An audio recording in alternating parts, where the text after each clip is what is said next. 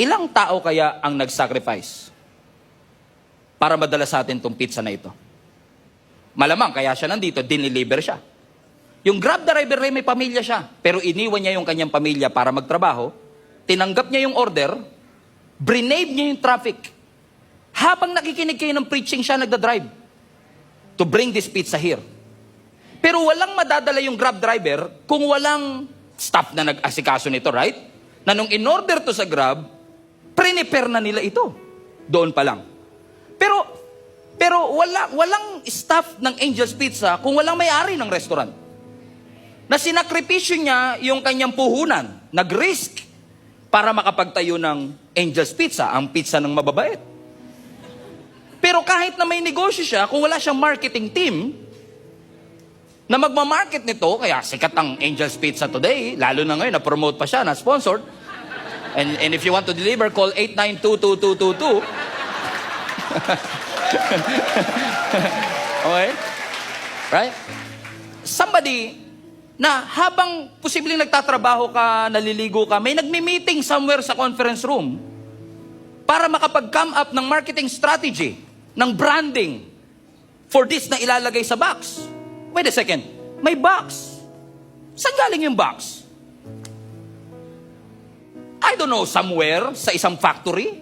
May mga factory worker, probably a few months ago, ginagawa nila, mga factory workers, itong box na ito.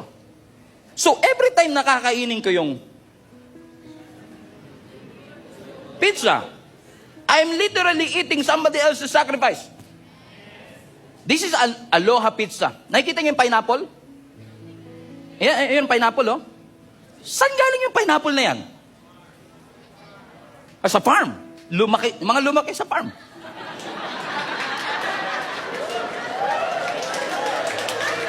So, merong farmer na lumaki sa farm. And I research, ang growth cycle ng pineapple, 1.5 years.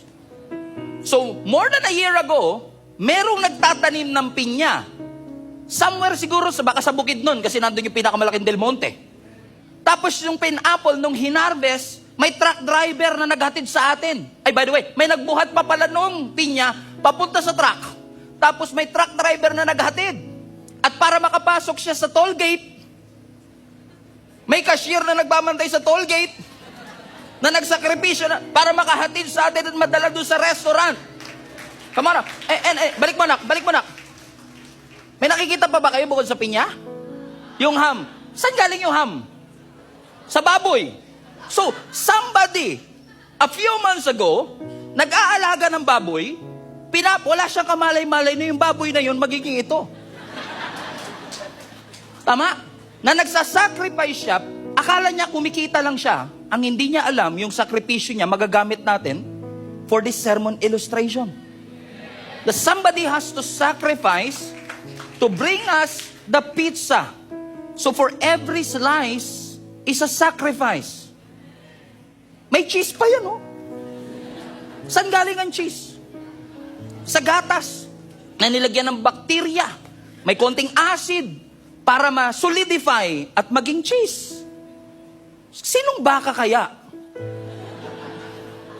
ang nag-sacrifice para ibigay yung milk na gagamitin sa at ilang milyong bakterya ang nag-sacrifice para ma-solidify ang cheese na makakain natin today. Church, this is a labor of love. It will only take you 10 minutes to eat all of this, but it takes months of sacrifice. Hundreds of hands and hearts na nagsakripisyo to bring us this delicious pizza.